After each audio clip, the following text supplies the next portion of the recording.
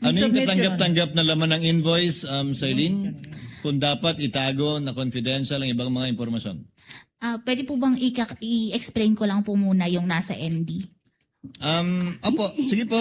Kasi po ang hinihingan lang po namin ng official receipt and invoice, yung lang pong expense pertaining to purchase of supplies and provision of medical and food aid. Hindi po nabanggit yung sa rental ng safe houses. So sa rental, hindi kailangan. Hindi po. Ang hinihingan lang po namin ng official receipts at ng sales invoice is yung purchase of supplies and provision of medical and food aid. Na ginamit sa pagbigay ng reward. Doon po sa third quarter, hindi na siya reward. Naka-reflect na siya as supplies. Supply na. Opo, kaya doon po. Pero yung sa rental of safe house, in-accept naman yung acknowledgement receipt. So sa pananaw mo, hindi kailangan maging confidential yung binilan ng supplies. Kasi po ang confidential, di ba po pag bumibili tayo ng supplies, ng food, ng medicine, standard procedure po yung merong resibo na matatanggap from the establishment kung saan po natin binili itong mga supplies, food, and At sa pananaw mo medicine. nga, hindi dapat confidential yung binilhan. Yung pinagbilhan po kasi yung sa paggagamitan yung confidential expenses. Okay. You may proceed, Counsel. Okay. So, sige, ibahin na lang po natin, no? Gawin nating supplies, no? Halimbawa, pagkain. Supplier ng pagkain, no? Opo. Okay. Ano yung pwedeng tanggalin doon? Let's say, the supplier's name. Let's say, ABC Catering. Pwedeng tanggalin? Opo. Okay, tanggalin natin, no? Yung location, ho, yung business address po ni ABC Catering.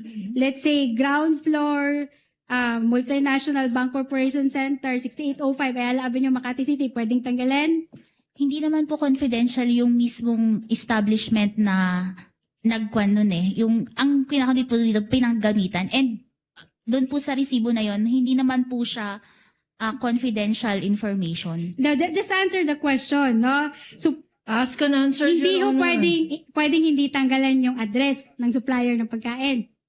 Kasi Ask po, and answered, Your Honor. Asked and answered. Not yet, Your Honor. Not Counsel yet. asked and answered because It's she ask and said... answered. So, ang She answer said nyo ho that, doon ay hindi. Counsels, please. She said that when it pertains to the purchase of supplies, food, medicines, shares, if at all, computers, the name of the entity where they purchased it is not confidential. Pero kung saan ginamit yon, kung sinong pinagbigyan, sinong pinakain, saan pinakain, yun yung confidential. Tama ba, Celine? opo, tama po.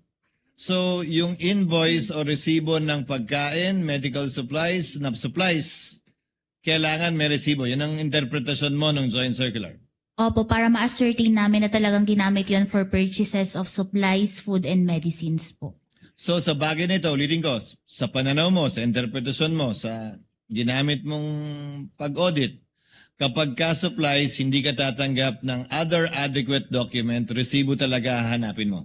Opo, para mapatunayan na pinambili po talaga to ng supplies. And this is the same standard you're applying to other government agencies, not only the OVP and the DepEd. Opo.